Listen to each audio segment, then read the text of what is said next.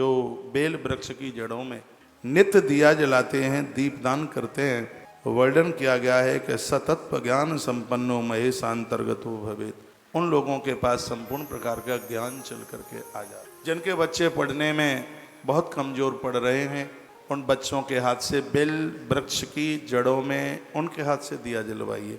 ये शिव महापुराण में लिखा हुआ है, बेल वृक्ष की जड़ों में दिया जलाने से व्यक्ति की मेमोरी बहुत ताकतवर हो जाती है, मस्तिष्क मजबूत होता है, मस्तिष्क में किसी भी प्रकार का दर्द नहीं होता, पूरे मस्तिष्क का बड़ा डेवलपमेंट होता है।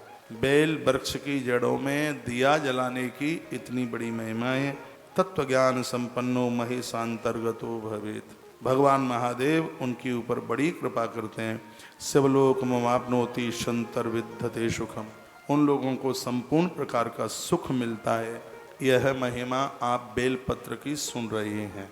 और सुनिए, शंकर जी के ऊपर सीधे बेलपत्र नहीं, उसके ऊपर कुछ लिखिए, चंदन लगाइए, रोली लगाइए, चंदन रोली में डुबा करके तब भगवान को वो चढ़ाइए। इसी से पुराण में लिखा है।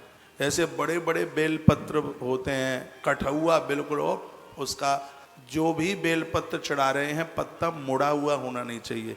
कभी कभी बेलपत्ता बिल्कुल आम के पत्ते की तरह मुड़ा हुआ होता है, वो शंकर जी को उतना पसंद नहीं है। उसकी पूरी पत्तियां लहरा रही हों, बिल्कुल एकदम लिखा है। वर्णन है बिल्व शाखाम समादाय हस्तेना नव पल्लवम। वर्णन है कि बेल पत्र के लिए पूरी डाली तोड़ करके ना लाएं, ये अपराध है।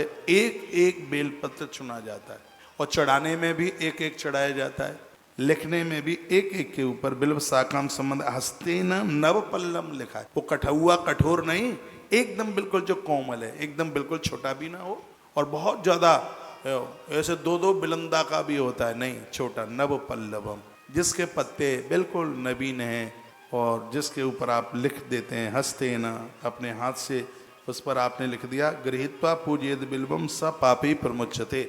ऐसा बेलपत्र जिसके ऊपर आप लिख करके चढ़ाते हैं वो सभी पापों को समाप्त कर देता है।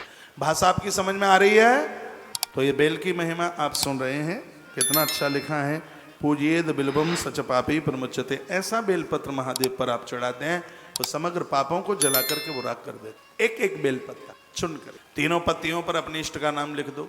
जय श्री कृष्ण लिख दो, जय सिया राम लिख दो, ओम लिख दो, क्लीम लिख दो।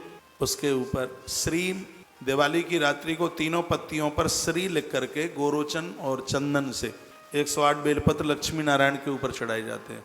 इससे गरीबी समाप्त होती है, दरिद्रता समाप्त होती है, पैसा ऊपर से टपकता है, ऐसा तो नहीं है। हाँ, पैसा आने के रास्ते खुल जाते हैं। सोच से ज्यादा विकास होता है। बेल पत्र की इतनी बड़ी महिमा है। वर्ष में एक दिन ऐसा है जहाँ नारायण को भी बेलपत्र चढ़ाया जाता है और महादेव चढ़ाते हैं।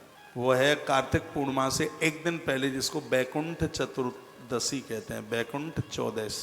उस दिन नारायण को भगवान महादेव बेलपत्र चढ़ाते हैं। आराधना को बड़ी शक्ति मिलती है, तो ये कर सकते हैं। साधारण सी बात है, एक गमले में बेलपत्र लगा लो, बच्चों के हाथ से जलवाओ। माताएं जला ही सकती हैं, लेकिन बच्चे के ज्ञानवान के लिए उसकी बुद्धि विकास